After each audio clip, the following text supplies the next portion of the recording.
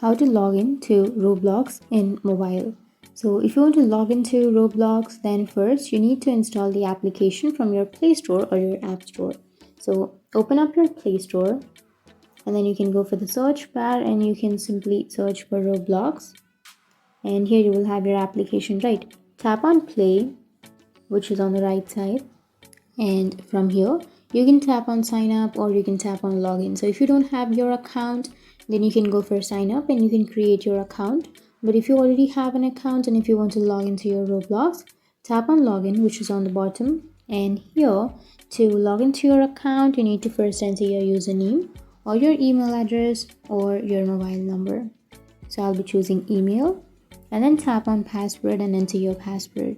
And once you enter your email and password, you can tap on login. And once you tap on login, it will log you into your account if your information is correct. That's it. That's how you log into your Roblox on mobile. And if you have any questions, feel free to comment below. Thanks for watching.